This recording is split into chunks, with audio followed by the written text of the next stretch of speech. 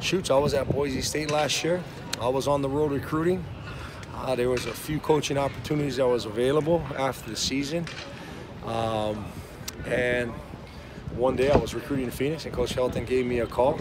I was pretty surprised when that happened, and we talked a little bit, and he said he was calling me for a reason. It wasn't just a courtesy call, and we went on and on with the conversation, had a good conversation.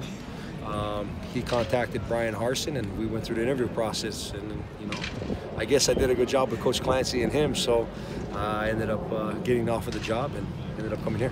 Was there any prior relationship between you and anybody on the staff? You know, I haven't worked with Coach Nansen, but just through recruiting, we recruit the same areas, okay. And I've gotten to know Coach Nansen over the years, so we've had some battles in recruiting, and so that was kind of my relationship, though my ties to USC, but with anybody else on the staff, no, I didn't know anybody else. You looks like you have a lot of talent there to work with. What do you think about the defensive linemen? Yeah, we are loaded with talent. This is an athletic group.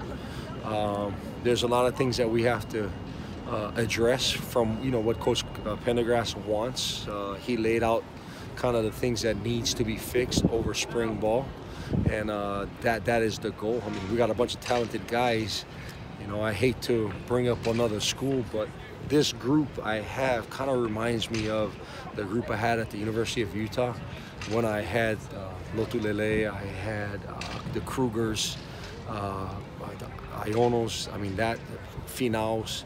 That's the kind of group I have here, just talented, loaded with talent. And I don't want to say NFL talent, but I think we have the potential with the group we have to be there, because all the guys I just mentioned were NFL dudes. And so basically we're starting from scratch with the D-line, fundamentals, technique, especially breaking down fundamentals. I mean, we're starting from one-on-one football with stance, just fixing stances, fixing our get-offs. Now, obviously, they learned how to get out of their stance a certain way. Talking to Coach Pendergrass, he wants it done a certain way, so I've addressed it. We're going through it as spring ball goes along. So, you know, that's something we're focusing on. And number one is stopping the run, being square, being gap sound. I think that's something we gotta be better at. Playing through numbers. When I say that, we got to be able to play behind the white line. We can't just play on the line of scrimmage. And I have the dudes that can do it. So it's up to me to get that thing done. Again, that's technique work. So it looked like you were working more feet and quickness and starting and moving, changing direction. Yes, again, going back to me being here is one to keep our feet moving. Again, when I say playing behind the white line, or you know, playing through numbers, we have to get our feet moving. We cannot play with stalled feet, and that's something that is being addressed every single day in practice. You know, every day we are doing footwork drills. Even when we hit the sled, we're moving our feet forward. When we're doing our key reads, we're taking 3-4 steps upfield before we escape.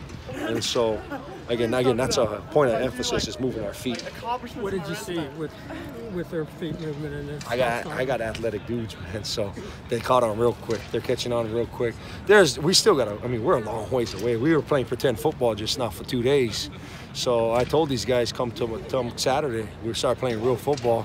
So now everything that we've learned from winter conditioning up until now has to apply. I like the progress we made. We went from day one, making the corrections on the film, and it looks like on day 2 we addressed some of the mistakes we made, and that's all I can ask. We keep moving forward and not take any steps back. We can't afford that. Late in practice, you were with Drake Jackson. What kind of stuff were you talking to him about?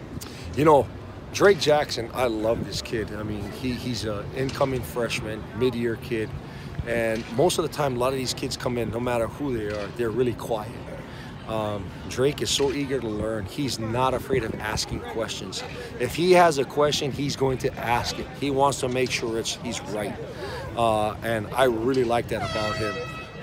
And that's what he was just asking a question about his alignment. You know, we're playing with different alignments in regards to what foot is up, what foot is back, and that's something new for him. But what I'm trying to do is get these guys in the the best situation in playing the run, all right, or playing zone reads on stance, and Drake just wanted to make sure he was right. Yeah.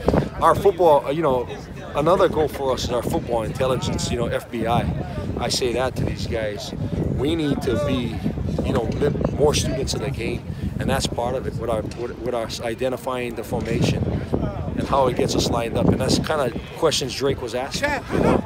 And I'm fired up about him. He's a talented football player. He's been well coached in high school, and like I said, you know, 2 days, no pads, look good.